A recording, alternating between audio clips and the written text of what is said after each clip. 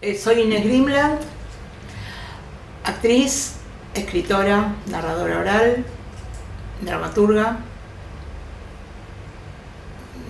Académicamente soy licenciada en Sociología, psicóloga social y mediadora.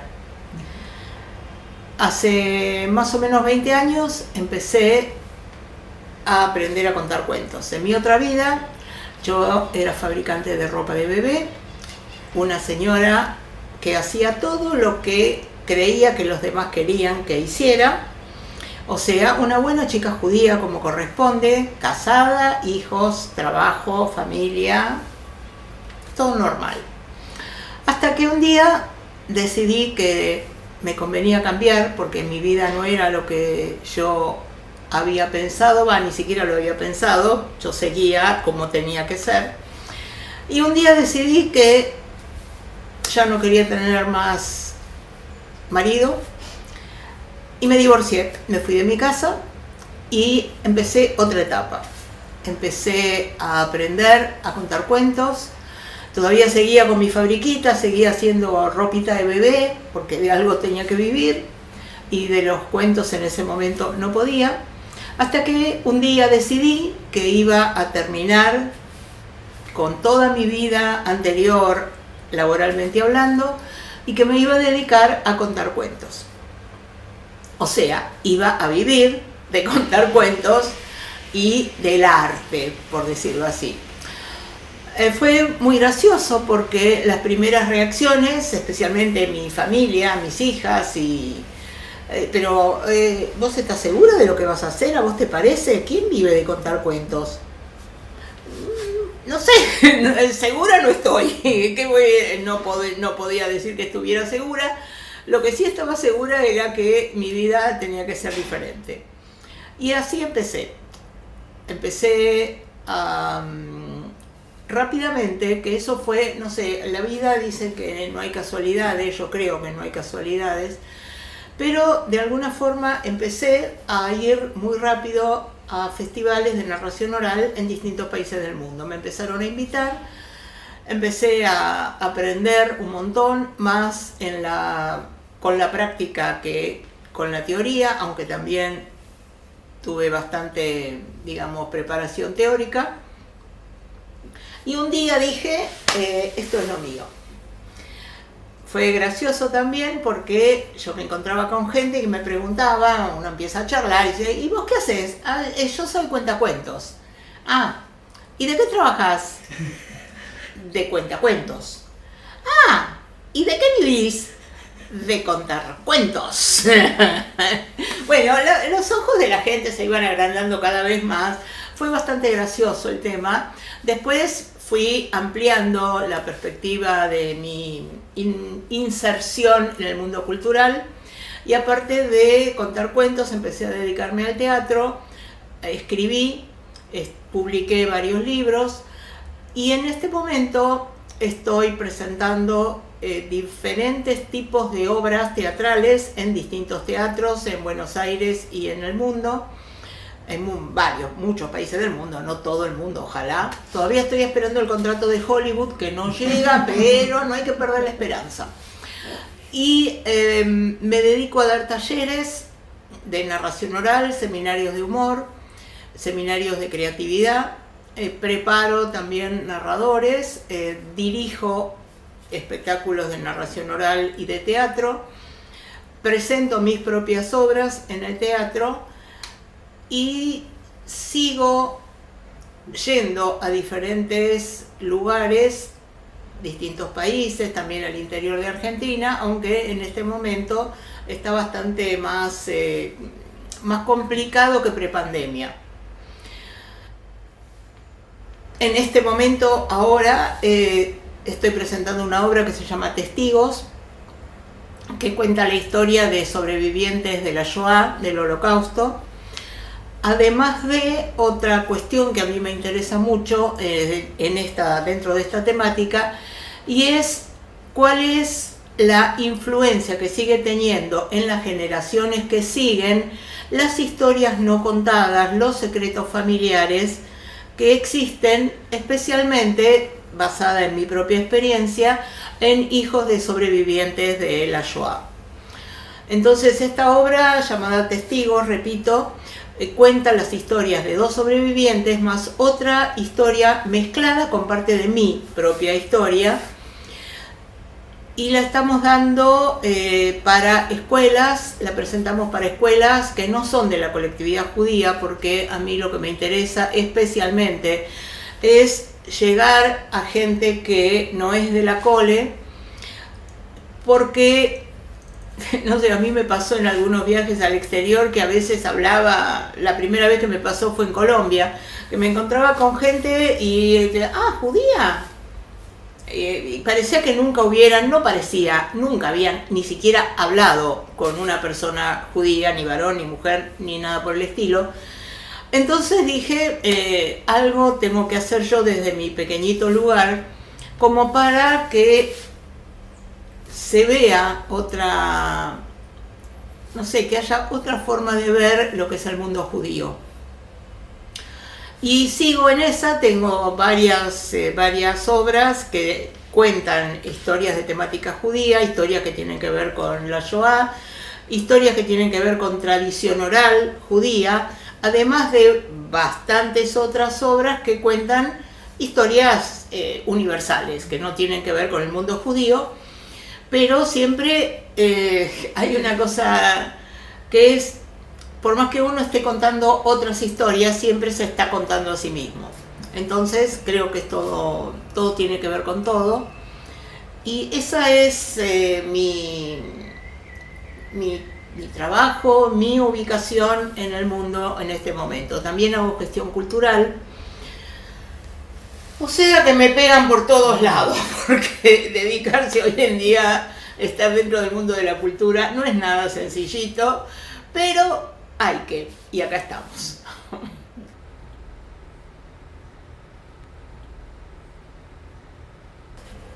2000, 2001. O sea, vos querías empezar el nuevo milenio con... Sí, no es que fuera calculado el tema, pero llegó un momento de mi vida en que me di cuenta que tenía 2 posibilidades, o estar casada o estar viva. Como decidí que me convenía estar viva, entonces dejé de estar casada. Y ahí empezaron los cambios, porque si les tengo que contar un poco más, o sea, podríamos seguir hablando días y días y días, pero yo cambié, de verdad, cambié de estado civil, de nacionalidad, de trabajo, de nombre, de apellido, un montón de cosas. Así que cuando uno dice cambio, es cambio. Y no estoy hablando de política.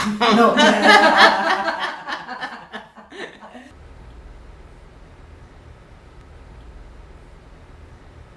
Ese cambio de nacionalidad es lo que les contaba, ¿sí? Porque yo nací en Ucrania, en Kursk, que dicen que en ese momento en el que yo nací no era Ucrania, sino Rusia. Hoy es Rusia. O sea, es toda una mezcolanza extraña. Pero cuando llegamos a la Argentina, después de un larguísimo periplo, entramos sin documentos a la Argentina en el año 48. Entonces, un tío mío, un hermano de mi mamá que vivía en Bolivia, me consiguió papeles bolivianos. O sea que yo tengo partida de nacimiento boliviana, ciudadanía argentina y nací en Kursk.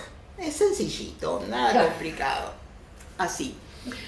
Después, en el año 2000, entonces, o sea, yo tenía esposo argentino nativo como ciudadana boliviana, porque era ciudadana boliviana con cédula argentina como extranjera. DNI, mejor dicho, después DNI para extranjeros.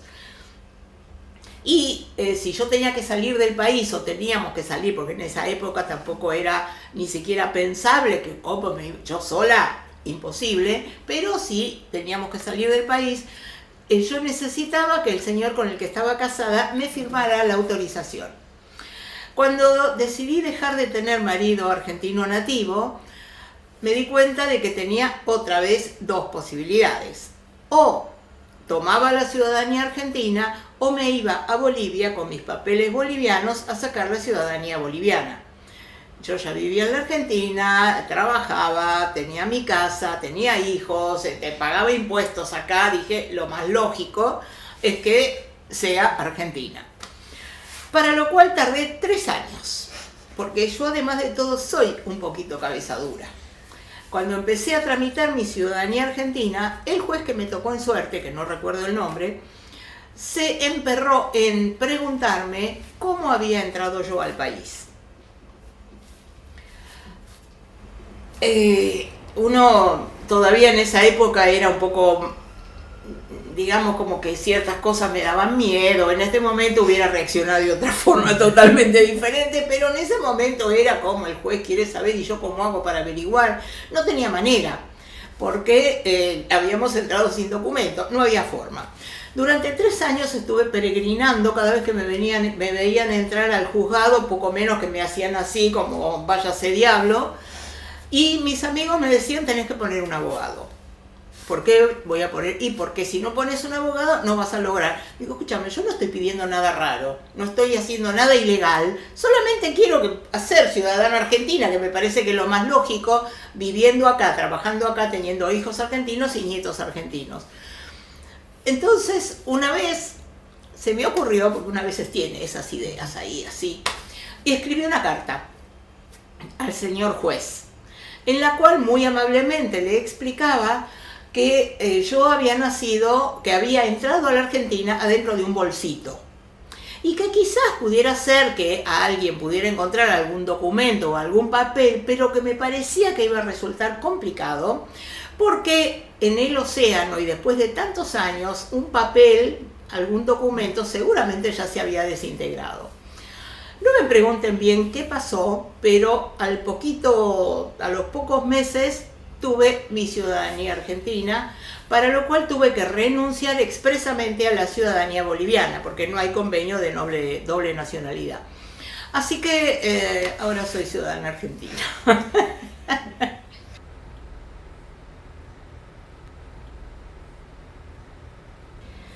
Yo creo que surge básicamente de que en mi casa no se hablaba. Cuando entré en este mundo de la narración oral, vos estás con la gente, o vos vas a los espectáculos y escuchás narradores y narradoras y le dicen, ¡ay, sí! Porque mi abuela me contaba historias. Y entonces yo cuento las historias que me contaba mi abuela. A mí mi abuela no me contaba historias sencillamente porque no la conocí. Mi mamá y mi papá apenas contaban nada de lo que había sido todo su periplo europeo. Y yo en algún momento dije, si yo no empiezo a averiguar, si yo no empiezo a contar, ¿quién lo va a hacer? Entonces, creo que eso no lo pensé en aquel momento. Cuando me decidí a empezar a estudiar narración oral, no fue por algo consciente que yo dijera, sí, yo quiero entrar al mundo de la narración oral porque mi abuela no... Nada de eso. Pero con el andar del tiempo y uno empieza a pensar un poco sobre lo que hace, porque en general actuamos.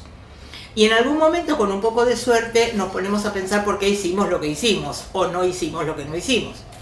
Entonces, en algún momento me fui dando cuenta de que eso sí tuvo mucho que ver conmigo. Y otra cosa que yo quería era que a mis hijas y a mis nietos no les pasara lo mismo que me pasó a mí, que es no conocer la historia de la familia. No es que al día de hoy siquiera conozca la historia de mi familia, es una mezcolanza impresionante y aparecen otras informaciones que me sacan del lugar a las que ya tengo, otras que calzan perfecto. Pero lo primero que yo hago cuando me voy enterando es contarles a mis hijas y contarles a mis nietos. Entonces creo que básicamente es eso, es el tema de la transmisión, es el tema de dar testimonio, el tema de poder contar, porque de verdad la vida de cada uno de nosotros es único e irrepetible, pero las historias de cada uno de nosotros también forman parte de una gran historia. Y el hecho de tener idea o de saber, no siempre todo, pero algo de lo que pasó antes de que llegáramos a este mundo, a mí me parece muy importante. Por un lado, quizás para ayudar a no repetir cosas que hicimos por ahí que no tendríamos que haber hecho, pero básicamente para tener una idea de quiénes somos.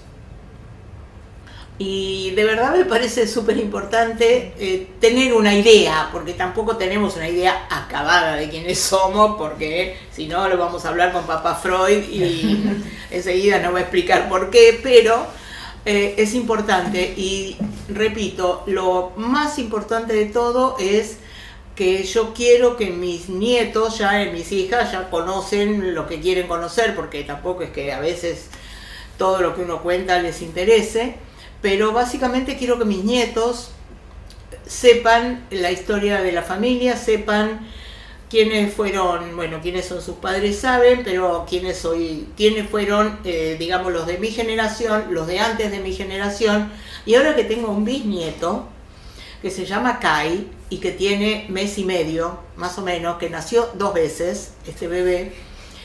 Entonces también quiero que, llegado el momento, a él le puedan contar a qué familia pertenece.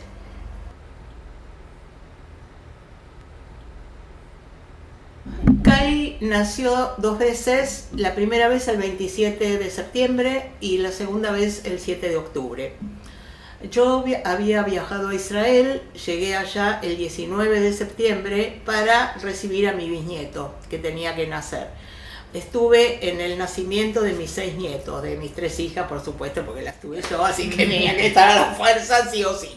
Pero además estuve en el nacimiento de mis 6 nietos. Imagínate que mi primer bisnieto, ¿cómo no iba a estar? Nacía en Israel, así que viajé para recibirlo. Nació el 27 de septiembre y el 7 de octubre fue el ataque del terrorismo de Hamas en los kibutzim de la zona fronteriza con Gaza. Nosotros estábamos en Nirim, que es uno de los kibutzim que atacaron, y a las 6:30 de la mañana del 7 de octubre empezaron a sonar las sirenas. En esa zona en Gaza, en Israel, es normal, entre comillas, escuchar las sirenas a cada rato y uno sabe que tiene que ir a los refugios o si está en el campo taparse la cabeza. Bueno, la gente sabe lo que hay que hacer en estos casos. Pero esta vez fue algo mucho peor, porque no eran solamente misiles, sino que los terroristas estaban atacando dentro del kibutz. Entraron por la zona en la que vivía mi nieto Uriel, que estaba en la casa con su esposa, su bebé recién nacido, su suegra, una perra de él, 2 gatas y un perrito de la suegra. Cuando empezaron a sonar las alarmas, entraron en la pieza de seguridad. Cada casa del kibutz tiene su propia pieza de seguridad, además de los refugios que están distribuidos por toda la zona. Entraron ahí y ellos habían comprado una camarita para poder ver al bebé todo el tiempo cuando no estaban justo en el momento con él en la habitación. A través de esa camarita vieron cómo los terroristas entraban a la casa. Y trataron de entrar los terroristas a la habitación en la que ellos estaban. O sea, Uriel y Amy, mi nieto y su esposa, se tiraron contra la puerta para atajar que no se pudiera abrir. La suegra, que se llama Débora, igual que mi hija mayor, estaba con el bebé y la perra más grande, la de ellos, Lemon, había entrado con ellos al refugio. Cuando empezaron a sonar las sirenas, las 2 gatas y el otro perrito, que era más chiquito, el perrito de Débora, se escondieron y no los pudieron agarrar. Entonces estaban adentro y contra la puerta para que no entraran los terroristas. Los terroristas, por suerte, no pudieron entrar, pero ellos vieron por esa camarita cómo estaban robando y destruyendo la casa y después le prendieron fuego. Y se quedaron alrededor, porque lo que hacían era incendiar las casas para que la gente saliera y las mataban a los que aparecían. Yo estaba en la casa de mi hija, de la mamá de Uriel, que también se llama Débora, igual que la suegra, con mi hija, mi yerno y mi nieto mayor, con Yotam. Y yo dormía en la pieza de seguridad. Cuando empezaron a sonar las alarmas, ellos entraron a la habitación y nos quedamos ahí. Pero vimos que la cosa no era lo de siempre. Y al rato recibieron una llamada de Uriel que les empezó a contar lo que estaba pasando. Yo no me enteré, no me estaba enterando de nada, porque yo no entiendo muy bien el hebreo, entiendo en una conversación así de tete a tete, pero despacito, pero yo escuché Esh. Esh en hebreo quiere decir fuego. Entonces lo primero que me imaginé fue que un misil había caído cerca, que eso era parte de lo que podía suceder y que se había incendiado, que se estaba incendiando la casa. Bueno, Yotam estuvo todo el tiempo hablando con su hermano, sosteniéndolo para que no se desmayara, o sea, la habitación se llenó de humo, ellos estaban adentro, las 2 gatas y el perro más chiquito murieron en el incendio, ellos estaban encerrados ahí y apenas podían respirar. Había como una especie de una ventanita con un ventiluz muy chiquitito en el cual se turnaban para respirar. Y en un determinado momento, mi nieto dijo que esa fue la decisión más terrible que tuvo que tomar en su vida. Fue que hacía, si seguía teniendo al bebé con ellos todo el tiempo, con todo el humo, se iba a morir. Si lo ponía en la ventana para que pudiera, aunque sea respirar un poquito, corría el riesgo de que lo vieran los terroristas y lo balearan. Bueno, finalmente puso a Kai en la ventana y se fueron turnando así para respirar. Así estuvieron como alrededor de 7 horas. De alguna forma después me enteré de que nosotros también habíamos nacido de nuevo, porque cuando empezó todo esto, en cada kibutz hay gente que es civil que se ocupa de la seguridad. Y ellos se dieron cuenta de lo que estaba pasando y salieron a defender al kibutz. Y pudieron atajar a los terroristas hasta que llegó el ejército. Por eso los terroristas no pudieron, nosotros estábamos a 100 metros, no pudieron llegar hasta donde estábamos. Cuando llegaron los del ejército, lo primero que hicieron fue sacar a la gente de los lugares en los que estaban incendiándose, incendiaron casas, coches, todo lo que encontraron.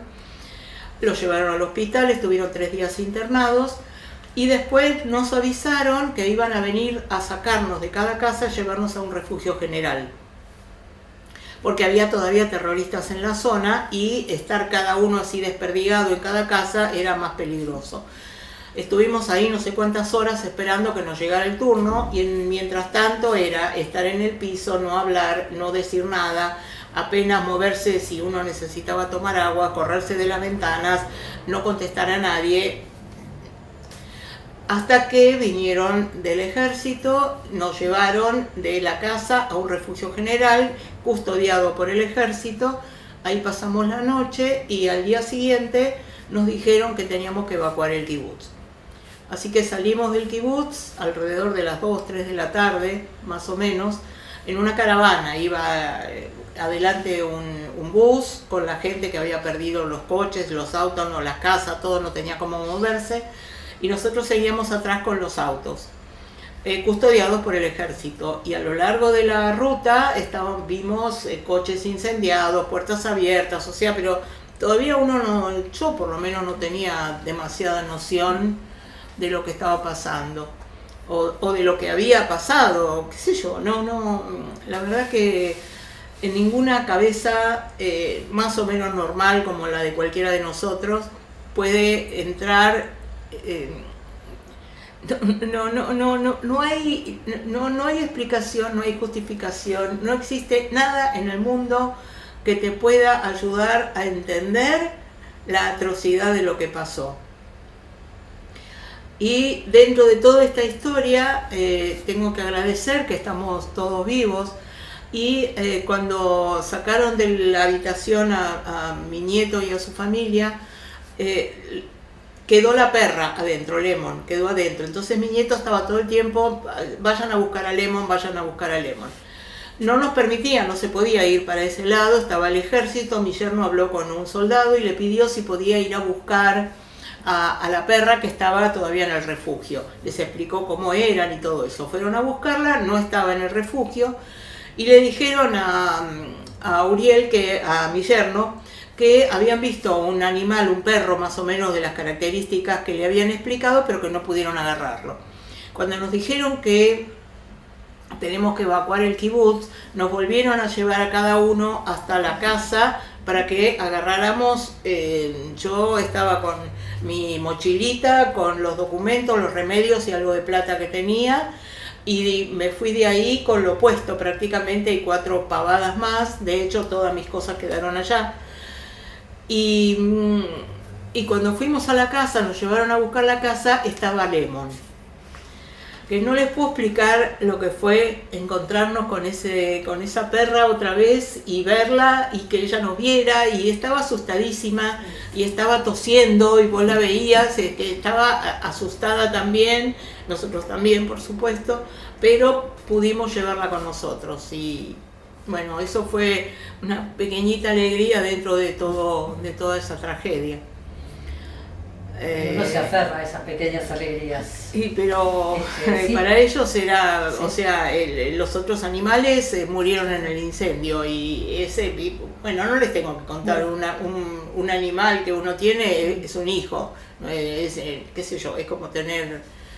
Así que por eso les digo que que Kai nació 2 veces y de hecho el resto de nosotros también. Yo creo que nací más que 2 veces ya, de hecho, pero bueno, es otra larga historia que si sigo hablando terminamos por lo menos 3. pasado mañana.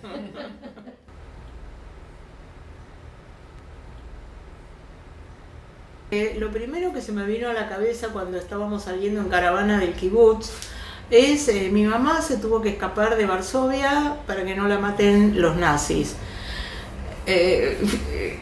De todo un periplo, de toda una historieta de haber sobrevivido que todavía no entiendo, no lo voy a entender nunca, cómo pudieron sobrevivir, porque estuvieron 3 años desterrados en un campo de trabajo forzados en Siberia. Y no me entra en la cabeza cómo uno puede sobrevivir a esa situación. Y nosotros estábamos, o sea, la hija, los nietos, estábamos saliendo también de un lugar, no te voy a decir perseguidos porque no los veíamos en ese momento que estaban por ahí, pero para que no nos mataran los terroristas. Entonces, vos decís que tampoco voy a ser original, pero ¿qué aprendimos? Nada. Y esa también es una de las razones por las que yo quiero contar.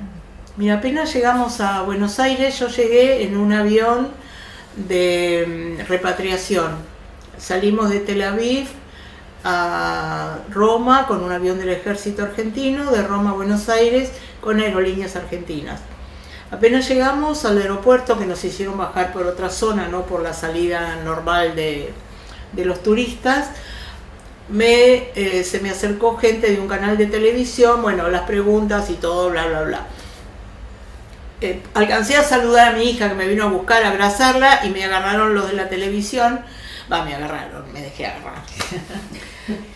Y me empezaron a preguntar y empecé a contar. A partir de ahí, esa misma gente, otro equipo, vino acá ese mismo día que yo había llegado a Buenos Aires, me preguntaron si podían y qué sé yo, mi hija me quería matar, pero yo digo, escúchame Karina, yo tengo que contar. Lo lamento. Bueno, vinimos todos acá otra vez y a partir de ese momento me empezaron a llamar de todos lados. Fueron los primeros 10, 12 días, fueron la verdad un delirio, porque me llamaban de acá, de televisión, de radio, de reportaje, entrevistas, montones de lugares, y me preguntaban, o sea, mi hija me preguntaba, pero tenés que descansar. Mis hijas de Israel, que tengo 2 viviendo en Israel, me escribían todo el tiempo, pero vos tenés que descansar, ¿qué estás haciendo? Pero, escúchame, yo voy a tener tiempo de descansar, yo lo que tengo que hacer ahora es contar. Entonces, fue también una forma de, qué sé yo, igual uno termina agotado, pero creo que es lo que hay que hacer. O sea, creo que hay que transmitir, que hay que dar testimonio, así como yo de alguna forma hablo muchas veces por mi mamá, mi papá y mis abuelos a los que no conocí. Creo que también tengo que contar esta experiencia que sí me pasó, pero yo soy así como una hormiguita en medio de todo el drama, pero qué sé yo, todavía hay gente hoy en día que dice que lo del Holocausto fue un invento. Entonces, dejar de dar testimonio es una forma de contar en primera persona. O sea, no es que lo leí en un libro, no es que encontré una revista por ahí tirada y les estoy contando lo que me contaron. No tendría nada de malo tampoco.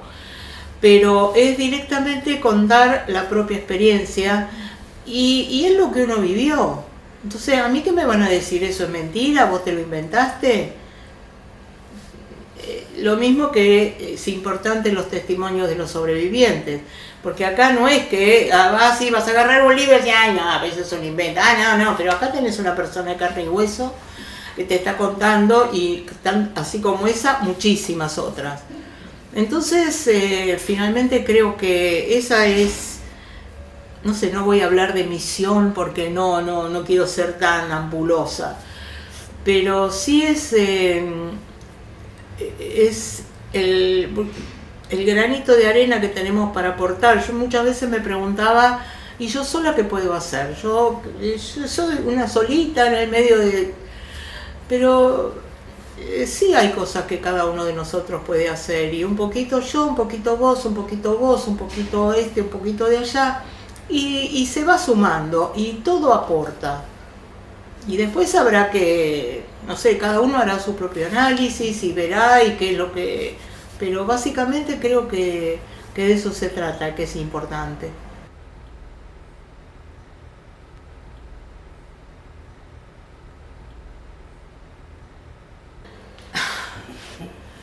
Mira, el ser judío es complicado, muy complicado. Porque, y te hablo desde mi humilde punto de vista, ojo, no estoy hablando en nombre de ninguna institución ni de ningún grupo religioso. Uno es judío porque nace judío. También puede ser judío por elección, pero eso es otra historia, porque puede ser judío o católico por elección, todo eso sí, pero el ser judío es nacer judío, es nacer de madre judía. Entonces sos judío. Pero dentro del judaísmo, una de las cosas más importantes desde mi punto de vista es el pluralismo. Es la posibilidad de que yo soy judía, pero según algún grupo religioso judío, digamos, observante o muy observante, casi no soy judía, porque no hago todo lo que se supone que tiene que hacer una buena chica judía.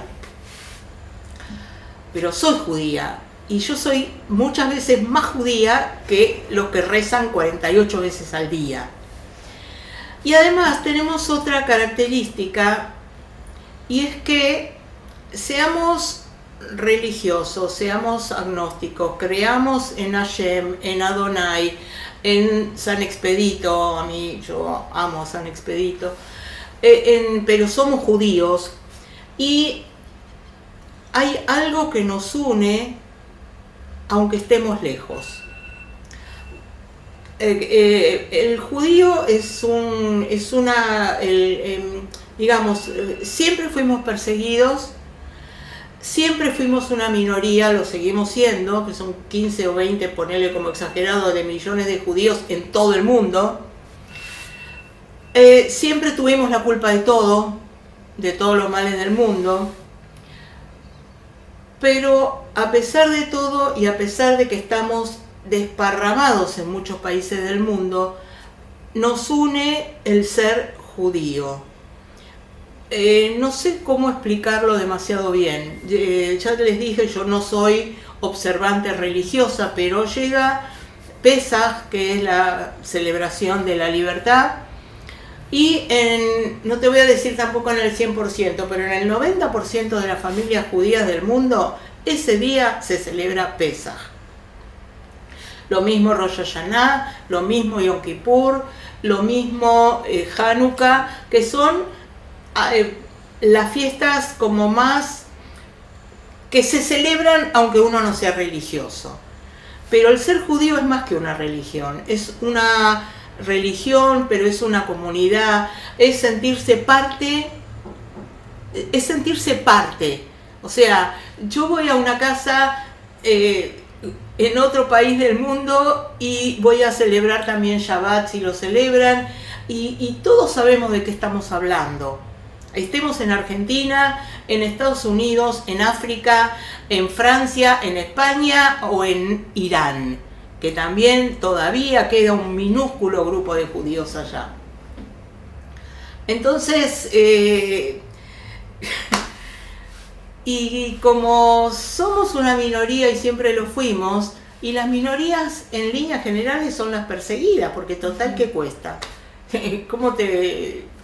Pero somos resistentes y somos capaces de sobrevivir a muchísimas cosas, y yo creo que hay una pequeña característica que tenemos la mayoría de los judíos, y es el sentido del humor. Es eso de que uno pueda reírse hasta de su propia desgracia.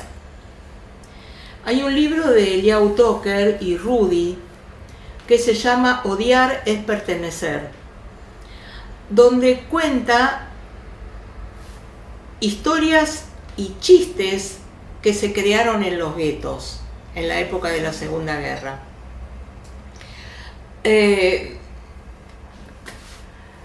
Yo escribí mi primer unipersonal, se llama Juicio a los 50, que lo escribí alrededor del año 2000-2001.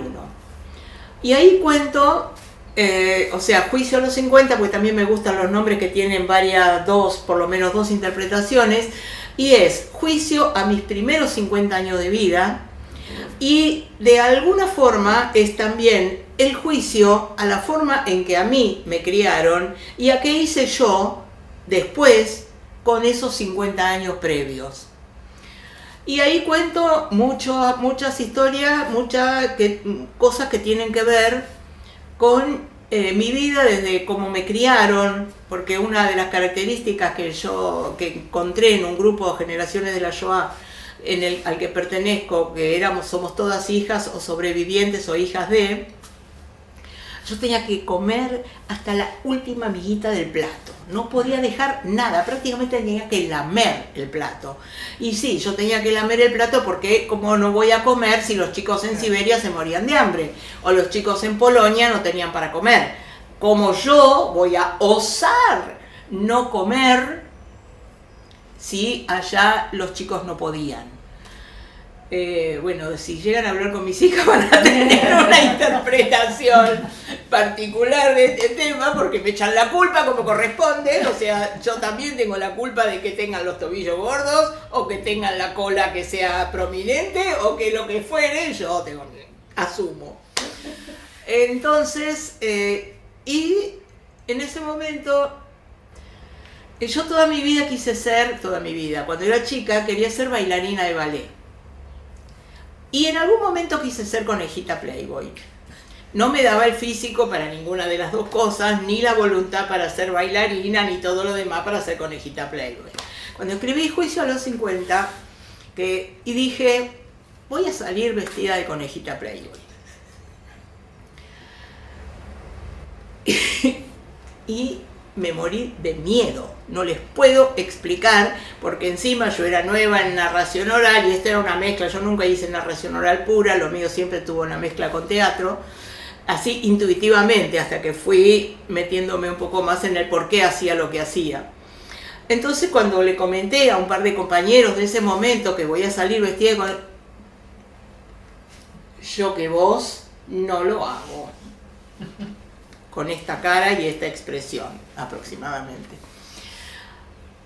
Y yo dije, ¿y yo qué hago? Y voy a salir vestida de conejita Playboy. Y este unipersonal, vos te vas a reír desde que yo aparezco hasta que yo me voy. 1 hora, 60 minutos dura. Y después te vas a quedar pensando de qué me estuve riendo. Porque lo que yo cuento no es cómico, tiene humor, pero tiene humor porque yo lo cuento desde el lado del humor. Y me acuerdo que en ese momento, que no había computadoras ni nada y yo no tenía máquina de escribir, le pedí a una amiga que me pasara en máquina de escribir para que fuera, pues yo sigo escribiendo a mano. Entonces ella, cuando me devuelve escrito, me dice, che Inés, pero esto es terrible, esto es muy duro. Le digo, sí, puede ser, cuando vos lo lees es duro, pero vení a verme, te vas a reír, pero después te vas a quedar pensando de qué te reíste. Y yo creo que eso es lo que también nos ayuda, en líneas generales, a seguir adelante. El poder reírte. Woody Allen dice que la comedia es tragedia más tiempo. Y es así absolutamente. Y es también otro condimento que tenemos mayoritariamente, porque si hablamos, bueno, no es que hay gente que no, pero como en cualquier cultura nada es absoluto, es una de las cualidades que tenemos y que afortunadamente la tenemos, porque con todo lo que hemos sufrido como cultura, como grupo, como gente perteneciente a ser judío, si no tenés un poquito de humor, es imposible. De verdad es imposible.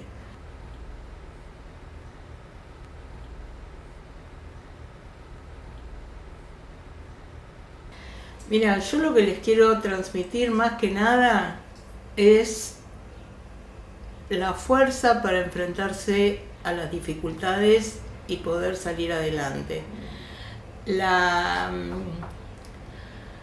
Que sepan que podemos tener, que nos puede pasar de todo, pero que somos capaces, que tenemos la posibilidad de seguir adelante. Mi mamá, yo cierro una de las obras que escribí que se llama Una flor roja sobre la nieve, que es sobre la historia de mi familia, y cierro casi al final con una frase que me dijo mi mamá alguna vez, y es que Idesleim, ella me decía Idesleim. Con el tiempo, después de un tiempo me di cuenta que, o sea, cuando yo nací en Ucrania, mi nombre original es Idesa. Mi mamá me decía Idesleim, Leim es vida. Ides, me imagino yo que era una especie de apócope de Idesa. Idesleim, me decía ella, vos podés perder todo en la vida, pero nunca tenés que perder las esperanzas. Y creo que es eso una de las cosas que también les quiero transmitir, la capacidad de seguir adelante, la resiliencia, la capacidad de resiliencia, la inquietud por conocer, por no quedarse en un lugar, por tener una mente abierta y poder... y la posibilidad de que tenemos cada uno de nosotros de elegir cómo queremos vivir. Que eso yo lo concienticé, nunca es tarde por supuesto, pero cuando ya era grande. Porque en el mientras tanto, o sea, pónganle hasta los 50 aprox, o un poco antes ya, como hasta los 30 y pico, allí me empecé a dar cuenta, soy medio lenta para algunas cosas. Yo hacía lo que tenía que hacer. Ahora no me pregunten por qué, porque yo no era lo que tenía, no, pero yo sabía que tenía que ser buena hija, que tenía que ser buena hermana, que tenía que estudiar mucho en la escuela, que tenía que sacarme las mejores notas, que tenía que comer la comida, que tenía que obedecer a mi mamá y a mi papá, que no podía hacerles hacer mala sangre porque ya habían sufrido muchísimo en la guerra, y yo tenía que ser buena en todo. Entonces, con mi primer novio que tuve a los 15 años, prácticamente, con ese me casé, virgen, por supuesto, como corresponde. Y cumplí todos los deseos de mi mamá y de mi papá. Y después cumplía todos los deseos del señor con el que estaba casada. Hasta que un día me dije, a ver, Inesita, ¿cuándo vas a hacer lo que vos tenés ganas de hacer? ¿O cuándo te vas a dar cuenta de que tenés derecho a vivir como querés vivir? Bueno, tardé muchos años en todo este proceso y no sé ni cómo llegué hasta acá. Porque me estabas contando qué es lo que querías que conozcas. Bien, entonces esto, que cada uno de nosotros tiene la posibilidad, el deber y el derecho de elegir cómo quiere vivir. Cuando mi hija mayor cumplió 17 años, Débora, terminó la escuela secundaria y se fue a vivir a Israel. Ella todo el tiempo decía que cuando terminara la secundaria iba a estudiar la universidad a Israel. Por supuesto que yo no le hice caso, yo digo, esta piba está inventando, ¿cómo? Escuchame, acá no se lava una bombacha, se va a ir a Israel, ¿a hacer qué? Pero la señorita cumplió 17 años y dijo, me voy. En ese momento, a la edad que ella tenía, había que firmarle un permiso, con lo cual fue una especie de batalla campal con el padre, porque él no le quería firmar, por supuesto, pero finalmente ella se fue. Y yo anduve como 3 años como alma en pena, porque no podía entender por qué se había ido, qué le hice yo de malo para que ella se fuera de la casa. Hasta que, ya les dije que soy lenta, después de ese tiempo entendí que ella no se había ido por culpa mía, sino gracias a mí. Porque de alguna forma yo le había dado la herramienta para hacer algo que yo no podía hacer. Entonces dije, bien, pero me costó mucho tiempo, varios años. Y entonces es eso también, cada uno de nosotros tiene derecho y obligación. Ahora creo que también es la obligación de vivir su vida dentro, y que lo que podemos hacer como padres es acompañar, escuchar, estar, y lo más posible, como siempre, pero que tienen derecho a elegir. Y yo creo que lo aprendieron. De hecho, una de mis nietas creo que lo aprendió demasiado y mi hija está con los pelos parados, pero esta es otra larga historia. Débora es la mamá de Uriel. Sí. Yo tengo 3 hijas. Débora, que tiene el hijo, mi nieto mayor se llama Yotam, que es el hijo de ella, tiene 33 años. Y Uriel, que tiene 29, vive en Israel. Karina, que tiene una hija de 32, otra de 21, que vive acá en Buenos Aires, y mi hija más chica Tamara, que vive en Jerusalén, que tiene una hija de 12 o 13 y un nene de 8. Y también es muy gracioso con los hijos. Mi hija Tamara siempre decía que nunca se va a ir de la Argentina, nunca. Y si alguna vez se va de la Argentina, al único país que seguro no va a ir a vivir es a Israel. ¿A dónde está viviendo ahora? En Jerusalén.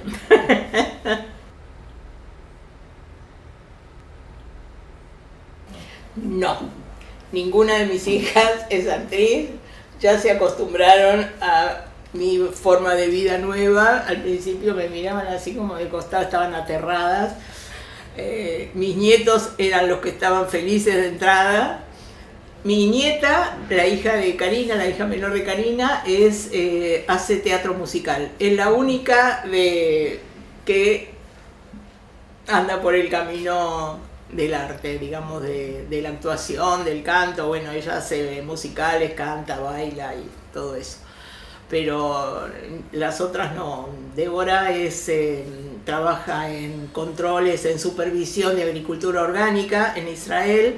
Karina es profesora de educación física, coordinadora, ella fue deportista toda la vida.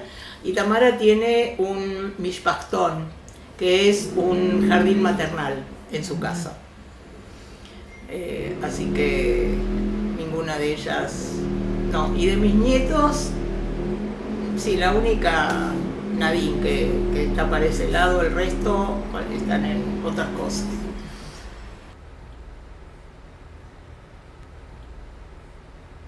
De mis abuelos sé poco y nada. Lo que sé es que mi abuela materna, que se llamaba Idesa, murió en Varsovia, tenía cáncer de teta, cosa que heredamos, mi mamá, yo, una de mis hijas. Sé que el padre de mi mamá murió en la epidemia, en una epidemia de tifus que hubo en Varsovia. Después mi abuela se volvió a casar con un hombre de apellido Rothstein. Y ¿tienen tiempo? Hace algunos años atrás me contactaron por Facebook una mujer que se llama ay, se me fue el nombre, Greenland de apellido, ahora que me acuerdo el nombre se los digo, para preguntarme si yo era algo, tenía algún parentesco con Aaron Greenland y Anna Greenland. Le dije que sí, que era mi mamá y mi papá. Y ella me empezó a mandar fotos de cuando yo era bebé. Y a mí me dio vuelta la cabeza, porque mi papá, Greenland, o sea, era el apellido de la rama de mi papá. Mi papá jamás hablaba de su familia y yo nunca supe que él tuvo hermanos. Resultó ser que mi papá tuvo 6 hermanos, algunos de los cuales murieron en la Shoah, otro que fue a parar a Estados Unidos, el hermano mayor, y alguno que pasó por Australia o algo por el estilo. Pero fue todo un golpe enterarme de pronto que yo tenía una familia por parte de mi papá. Y ella me siguió mandando fotos de cuando yo era chica, no solo de Europa, porque hay un par de fotos donde yo era bebé y estábamos en un campo de refugiados en Austria, en Viena, sino fotos de cuando estábamos acá en Buenos Aires ya. Resultó que mi papá estaba en contacto con su hermano que había ido a Estados Unidos y él le mandaba las fotos de mi hermano y mía. Yo tuve un hermano, Roberto, que nació 2 años después que yo, y falleció hace un par de años en Chile, pero mi papá mandaba las fotos.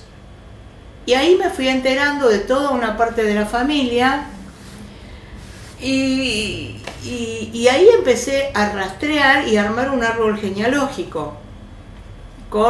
Y ahí me enteré que mi abuelo paterno se llamaba Abraham Greenland y que era rabino en Rusia. Porque mi papá nació en Kobrin, que era Rusia en ese momento, mi mamá nació en Varsovia. Después ellos vivían en Varsovia, pero viste, en aquel momento te acostabas polaco, te levantabas ruso o al revés. Entonces así fue como empecé a investigar también, a ver un poco qué pasaba con esa parte de la familia, de lo cual me voy enterando todavía hasta el día de hoy a cuentagotas, porque sigo en contacto con esta mujer, pero nos escribimos esporádicamente, cada tanto, una cosa por el estilo, pero no es una relación tan fluida como para que yo pueda saber mucho más. Y ella está casada con, por lo que yo entiendo, un primo hermano de mi papá, o de un hijo, una cosa por el estilo, pero es como si fuera algo así como un tío recontrabuelo o bisabuelo, no sé bien cómo, o algo por el estilo. Entonces, es loco, es muy loco todo, muy loco. ¿Y ella dónde está? En Palm Springs. ¿Y de allá te escribe? Sí. Claro. Y de ahí nos vamos comunicando. Y cada tanto, y hay otra especie de pariente que creo que es una especie de primo segundo o algo por el estilo, o sobrino, no sé bien cómo son los parentescos, es un lío bárbaro, que se llama Brad Greenland, que él se ocupa de se ocupa de genealogía. Entonces, con él también estoy comunicándome y él me manda, cuando encuentra algún documento de la familia, me lo va mandando.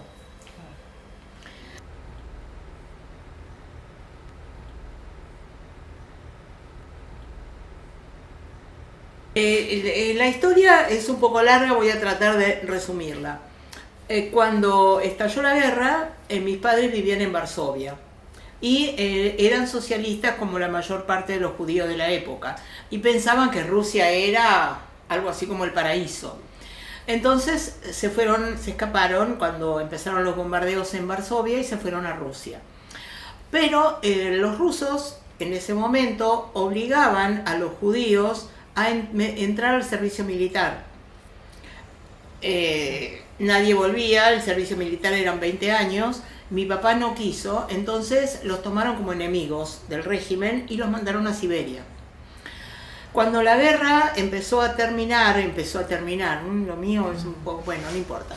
Cuando fue terminando la guerra, los rusos empezaron a pensar otra vez en Polonia como aliada. Entonces fueron sacando a la gente de Siberia y los llevaron a Ucrania. En Ucrania estuvieron, tengo bastante complicación con el tema de las fechas porque a veces no me dan los tiempos en lo que voy averiguando. En Ucrania estuvieron un tiempo, bueno, en Ucrania nací yo, y mientras estaban en Siberia, mi mamá le escribía cartas a mi tío que vivía en Bolivia, el hermano de ella. Y le contaba lo mal que estaban, que estaban desesperados, muertos de hambre, trabajo forzado, bueno, todo lo que les estaba pasando, pero nunca hubo respuesta. Igual se imaginan ustedes que no era como ahora, que un mail te llega en 2 minutos o menos, las cartas podían tardar 2-3 meses, por lo menos, si llegaban. Es otro milagro pensar que llegaran las cartas, pero bueno. La cuestión es que mi mamá nunca tuvo respuesta. Una vez, que esto también tiene que ver con el instinto de supervivencia, evidentemente, mi mamá escribió otra carta. Una carta donde decía que en Siberia estaban muy bien y que gracias a los rusos tenían trabajo y comida. Y antes de terminar la carta, ella escribió: Eduardo, me olvidaba decirte que con nosotros vive Moishe Kapoyer. Moishe Kapoyer es una expresión idiomática en yiddish, que quiere decir todo al revés. Y esa carta pasó la censura del ejército ruso, porque mi mamá no sabía que censuraban las cartas. Esa carta pasó la censura y le llegó a mi tío en Bolivia. Y mi tío con esa carta se enteró de que mis padres habían sobrevivido a la guerra y empezó a buscarlos. No me pregunten cómo, porque hay tantas cosas inexplicables, pero evidentemente mi familia tiene muchos angelitos dando vueltas por alguna parte que ayudan. La cuestión es que mi tío mandó cédulas de llamada para llegar a la Argentina vía Suecia. En realidad, primero la idea era ir a Estados Unidos. Y mi tío también pagó 3 visas de Suecia a Estados Unidos, que le denegaron finalmente, perdió la plata que puso, entonces llegamos a la Argentina. La cuestión es que desde Ucrania, mi mamá alguna vez dejó escrito, decía que llegaron prácticamente caminando hasta Viena, en carros, imagínense cómo, y conmigo en brazo, que era bien gordita yo, porque fotos de mi mamá de esa época, que tengo muy poquitas, pero mi mamá estaba flaca así, yo era una cosa redonda, impresionante, pero bueno, así que entonces le llegó esa carta, mandó las cédulas de llamada y con esos papeles nosotros llegamos a la Argentina. Pero también, así como se los cuento, parece así nomás, pero desde Viena hasta que llegaron a Viena, no sé cuánto tiempo pasó. De Viena estuvieron como 6 meses en el campo de refugiados y salieron de allí, salimos a Marsella. Y en Marsella tomamos un barco, que después empecé a averiguar, el barco se llamaba Grua, y desembarcamos en Río de Janeiro. La idea era venir a Buenos Aires, pero mi tío, eso cuenta alguna vez, me contó mi mamá, que mi tío lo fue a buscar a Río de Janeiro. O sea, yo tengo la fantasía de que mi tío era espía. Estoy segura, no es una fantasía apoyada en elementos comprobables por mí, materiales, pero es otra historia. Entonces mi tío lo fue a buscar a Río de Janeiro y mi mamá cuenta que en algún momento cuando estaban en el barco escuchó que llamaban hasta que se dio cuenta que era el nombre de ella. y era mi tío que la había ido a buscar. Entonces bajaron del barco, entraron al bote que estaba él, bajamos en Río, no me pregunten dónde, porque no tengo la más pálida idea, y de ahí llegamos a Buenos Aires. Esa es otra larga historia porque no sé por dónde entramos a Buenos Aires. Porque algunos papeles que encontré en Polonia, porque fui una vez a Varsovia, encontré papeles que hablaban de Paraguay y otros papeles que hablaban de Paso de los Libres. Entonces, básicamente, no sé cómo llegamos. Lo que sí sé es que pasamos por el Museo de los Inmigrantes. Ahora es Museo de los Inmigrantes, en aquel momento fue el Hotel de los Inmigrantes. Y hace unos cuantos años, yo hace un rato les nombré al grupo Generaciones de la Shoah, ahora formamos parte del Museo del Holocausto. Pero cuando, digamos, nos unimos y empezamos a reunirnos, nos llamábamos Generaciones de la Shoah. Y en ese momento fue la época, estaba Bielsa como ministro de Relaciones Exteriores. No sé si ustedes escucharon hablar de la Circular 11. Bien, esa Circular 11 se derogó gracias al trabajo que hicimos desde Generaciones, porque era una circular que seguía vigente, no aplicada, pero sí vigente, y fue toda una ceremonia hasta que se derogó y todo eso.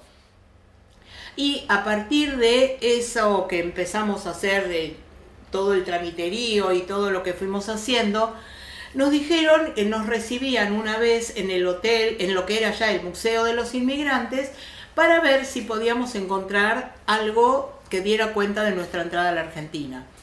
Entonces yo lo primero que hice fue decir que habíamos llegado en un barco francés que se llamaba Groix, pero después me acordé que en realidad no habíamos desembarcado en Buenos Aires, sino que habíamos desembarcado en Río de Janeiro.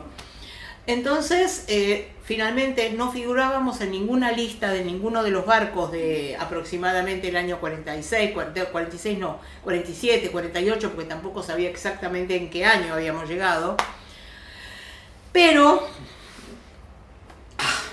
buscando y buscando, encontramos otro tipo de registro de llegada a la Argentina, que era fichas, que tenían que ver con, estaban por orden alfabético y fecha de llegada a la Argentina. Y esas fichas aparecieron, eran de color celeste, y había una ficha del nombre de mi papá, Aaron Grimland, Ana Grimland y Deza Grimland. Y en esas fichas decía que habíamos llegado a la Argentina el 1 de julio de 1948, arriba todo estaba escrito a mano y decía clandestino, y ahí estaba mi nombre original, que era Idesa. Se pueden imaginar que encontré eso y lloré varios días seguidos, pero lo primero que hice cuando salí del museo fue llamar a mis hijas y a mis nietos y contarles lo que había encontrado. Así que ese fue el registro que encontré de entrada a la Argentina. Y después, cuando viajé a Varsovia hace unos años, me invitaron a un festival en Jaca, en España, en la zona de los Pirineos, cerca de los Pirineos. Y me quedaban unos días libres y yo empecé a calcular y dije, tengo tiempo de irme a Varsovia. Entonces me fui a Varsovia, al final estuve creo que 5 días, quería ir a otra ciudad pero no pude irme de Varsovia porque fue fuertísima la experiencia. Caminé toda Varsovia, fui a los museos, busqué papeles y encontré bastantes papeles que daban cuenta de que estuvimos en Polonia. Incluso encontré los papeles en los que figuraban del Joint que mi tío Eduardo Elúcer Dimetman había pagado las visas y que estaban tratando de ubicarnos a Aarón y a Ana y a mí, a ver cómo podíamos, y que además que estábamos en condiciones, digamos, no lamentables, pero pegándole en el poste, y que ya mis padres habían perdido a un hijo, a mi hermano mayor, y se llamaba Milla. Bueno, y encontré varios papeles que tenían que ver con eso, y encontré la dirección de la casa donde vivía mi mamá y mi papá. Era Varda 15, en Varsovia. Por supuesto que había una construcción, nada que ver, pero encontré la calle. Recorrí el barrio judío, bueno, todo lo que pude de Varsovia, caminé, me quedaron los pies, pero así no les puedo explicar lo que fue. Pero, y fue muy fuerte también, porque yo miraba los carteles de los negocios y yo entendía lo que decían. Y yo digo, ¿cómo puedo yo entender lo que decían? En mi casa, mi mamá y mi papá en general hablaban en yiddish. Conmigo hablaban en yiddish. Mi idioma materno fue el yiddish. Pero entre ellos, cuando no querían que nosotros entendiéramos, hablaban ruso o hablaban polaco. Y mi mamá con su cuñada, o sea, la esposa de mi tío Eduardo, hablaban en polaco. Entonces es un idioma que yo lo tengo. Sé 4 palabras desde ya, pero me llamaba mucho la atención el reconocer, el entender lo que decían los carteles en polaco. Entonces fue, aparte de todo, muy fuerte, y estuve ahí un Shabbat, y ahí fue que empecé a prender velas los viernes a la noche, y prendí velas en Varsovia. Yo lo que no sabía, lo que no podía imaginarme, si mi mamá hubiera estado feliz o me hubiera querido patear la cabeza, porque mi mamá jamás quiso volver a Polonia. Ella le tenía más miedo a los polacos que a los nazis. Pero yo dije, en este lugar del que se tuvo que escapar mi mamá, yo estoy acá, la vida sigue, la vida continúa, y es también un ejemplo las generaciones van pasando y acá estamos. Entonces también fue muy, muy significativo poder prender las velas en Varsovia, en lo que había sido la casa de mi mamá y de mi papá, y de la cual habían tenido que escapar. Como no dijimos nunca, ni nadie lo dijo, la historia se repite.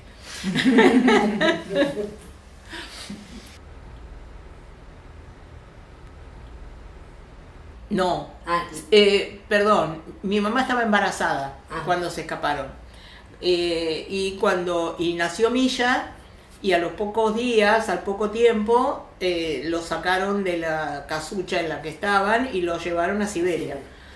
Con los trenes, viajes, con todos los padecimientos que a ustedes se les ocurran.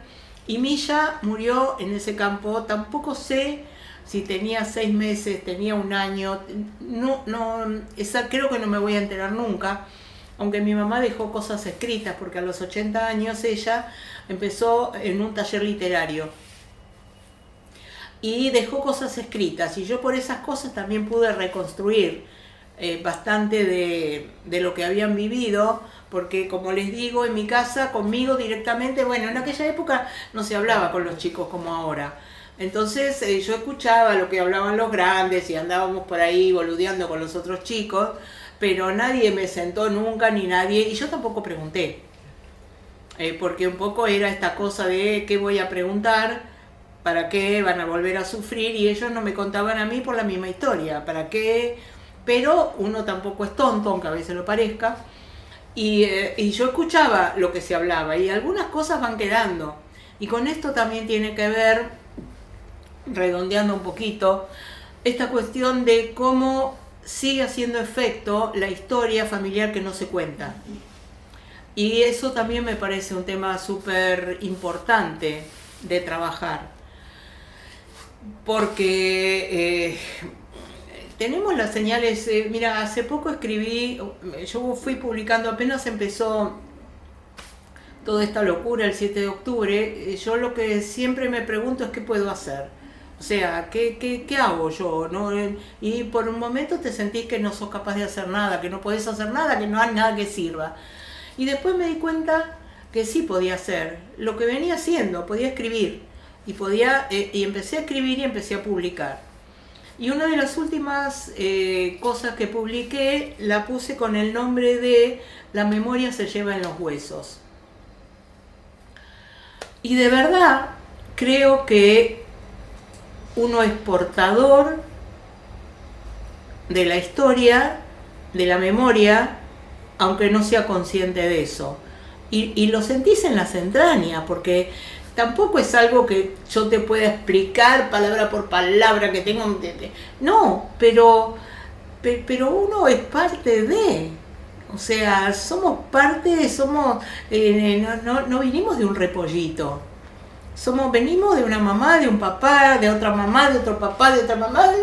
En Yiddish se dice el Golden Emkate, que es la cadena de oro, que es la cadena de oro de la vida, que es ese eslabón que te une con tus antepasados y con tus descendientes. Y somos eso. Entonces, eso. Ni más ni menos que eso. Dios. Y ahora que te agarrás la frente, quiero saber... Mira, esto me lo puse en mi primer viaje a Colombia. Creo que ese fue el primer viaje a Colombia, ya no me acuerdo porque viajaba 2 o 3 veces por año a Colombia, hasta prepandemia. Y ahí en Cartagena te ponen estas cositas, todo esto, y me lo pusieron. Y me acuerdo que fue muy cómico, porque ya te digo, fue uno de los primeros viajes que hice. Estuve en Cartagena y en otros lugares, pero era verano. Y yo volví a Buenos Aires morocha. Yo cuando tomo un color que les puedo explicar que me encanta, pero marrón, bien así. Entonces, cuando yo me había puesto unos pantalones pescadores, me acuerdo, marrones, con una blusa, creo que era color beige o algo por el estilo. Tenía cruzadas algunas carteras de las que me había comprado, que las que se usan en Colombia, sí, que son las de los guayú, que son de muchos colores. Tenía 2 colgadas de esas.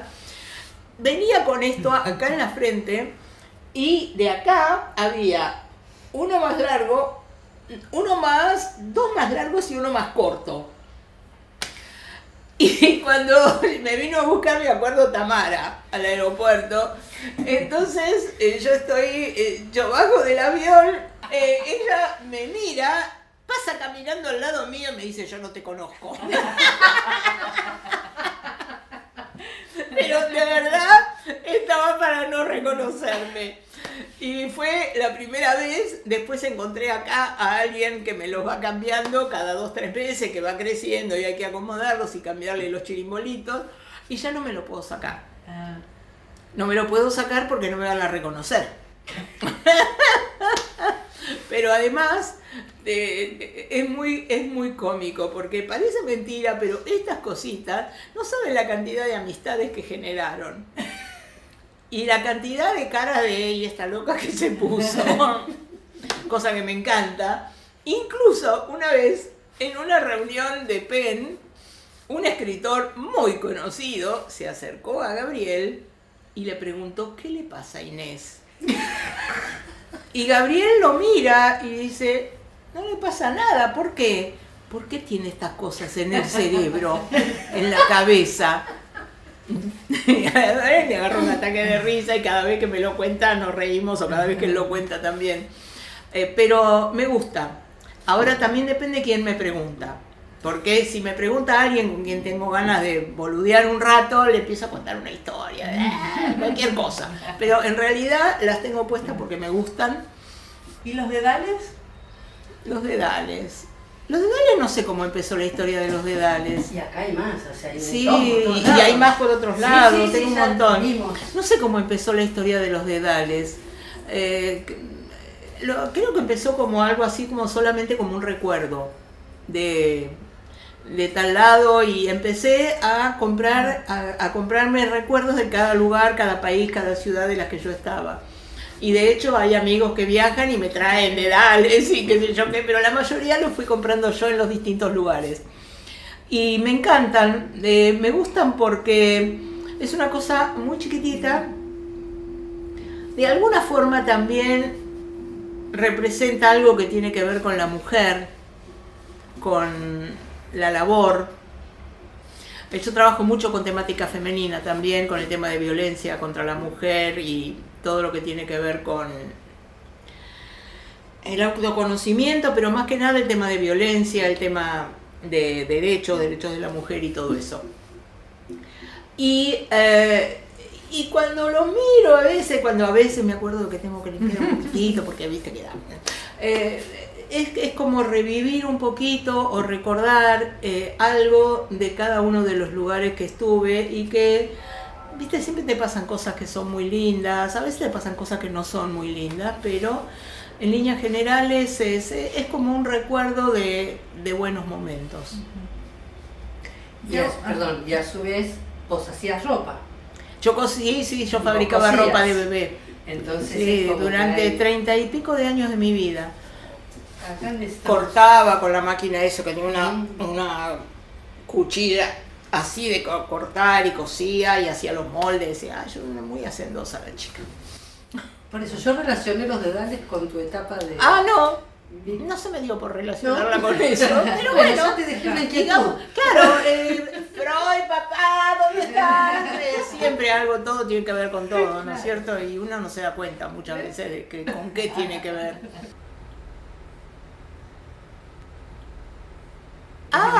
Eso, yo durante muchos años estuve haciendo en AMIA de Buenos Aires un evento, una vez por año se hacía, que se llama Cuentacuentos por la Paz.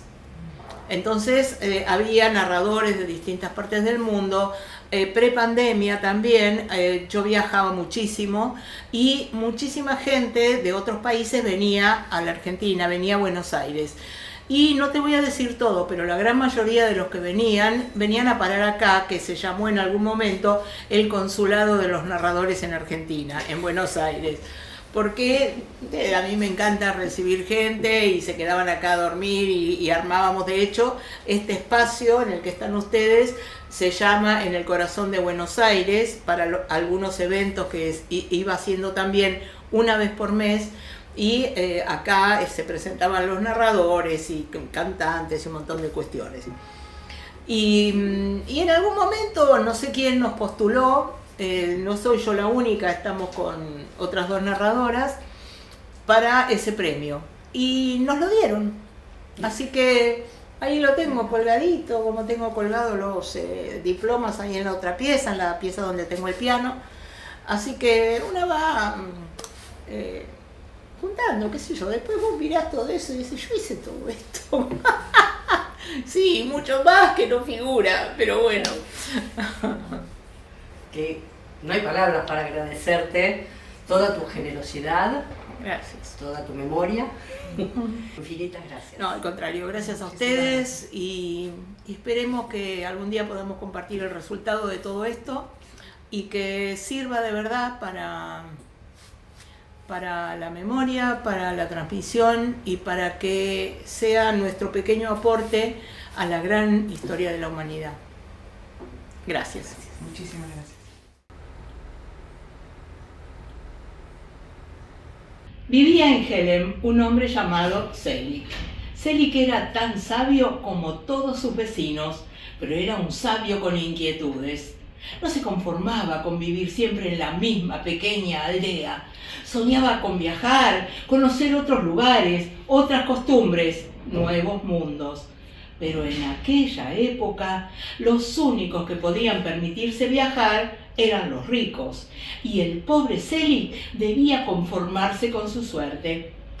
Una tarde, un comerciante de Helem que había viajado a Varsovia volvió y estaba contando sus aventuras. Todos lo escuchaban con muchísimo interés, pero Selig estaba fascinado como ninguno. Al volver a su casa, se animó a encarar a su esposa Hane. Tengo que ir a Varsovia. ¿A Varsovia? ¿Y para qué? Debe ser una ciudad maravillosa. ¿Y por una ciudad maravillosa vas a dejar a tu mujer y a tu hijo? No, Hane, voy a volver. Solo quiero ir a Varsovia una vez en la vida. Pero no tenemos dinero. Es verdad. Pero voy a ir caminando. ¡Ay, pero se te van a gastar los zapatos! Tienes razón otra vez. Pero ya sé, voy a ir caminando y voy a llevar los zapatos en la mano. ¡Ay, pero estás loco! Estoy loco, pero estoy loco por viajar. Estoy loco por ver Varsovia. Viendo que no podía convencer a su esposo, Hane preparó unas rodajas de pan con queso. Selig cargó al hombro la bolsa con provisiones, tomó el viejo bastón que había sido de su padre y con alegría en el alma y los zapatos en la mano, se largó a caminar. Mientras caminaba, cantaba y se reía. No le importaba nada, ni siquiera clavarse las piedritas del camino en los pies.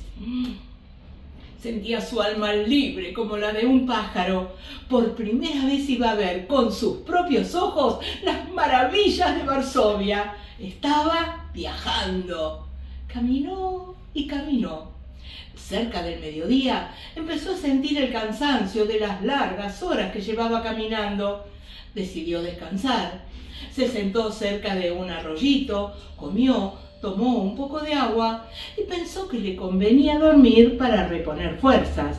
Como tenía miedo de equivocar el camino al despertar, puso los zapatos apuntando hacia el lado que iba caminando, hacia Varsovia.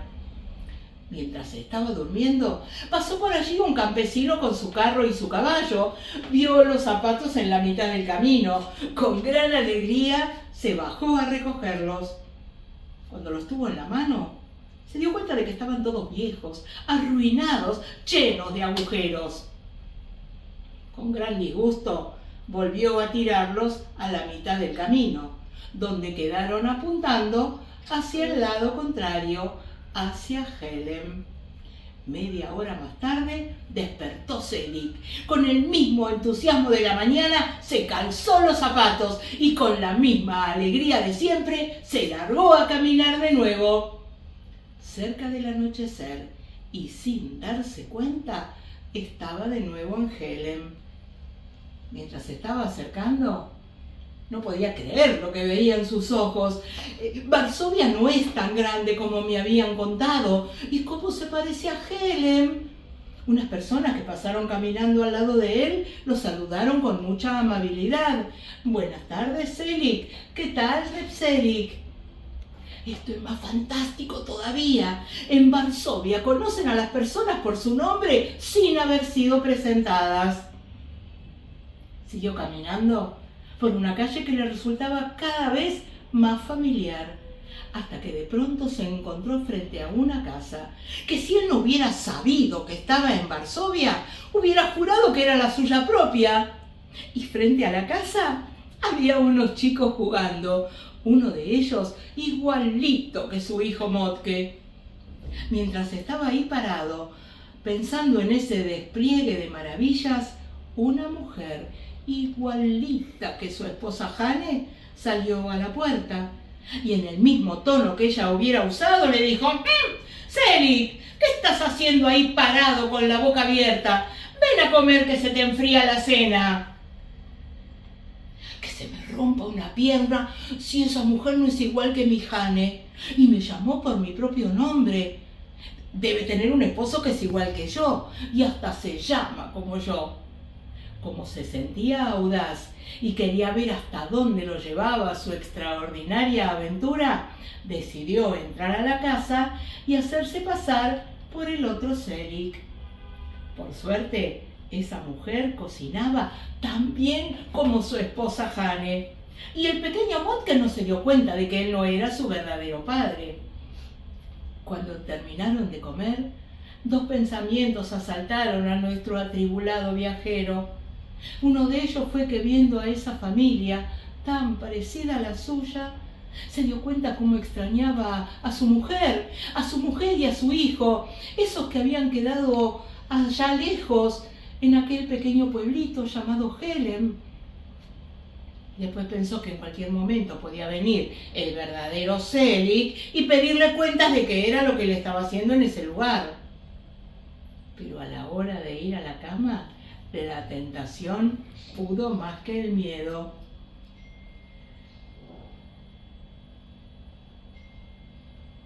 Al día siguiente, cuando se despertaron, Selig se quedó pensando que le había ido muy bien en esa nueva aventura. Y la mujer también pensaba que bien podría mandar a su esposo de viaje más seguido. Y Selig decidió que iba a quedarse en Varsovia, aunque el resto de las personas dijeran que estaban en Helen, hasta que el otro Selig volviera, ese que era tan parecido a él. Porque ¿quién tiene la posibilidad de verse a sí mismo como si fuera un extraño? Y se quedó. Pero pasó el tiempo y el otro Selig no llegaba. Pasaron los años y no volvía. Nuestro viajero se acostumbró a su nueva esposa, a su nuevo hijo, y ya no extrañó más a esa otra familia que había quedado allá atrás y hacía tanto tiempo en aquel pequeño pueblito llamado Helen. Así de ingrato es el corazón de algunos hombres. Muchas gracias.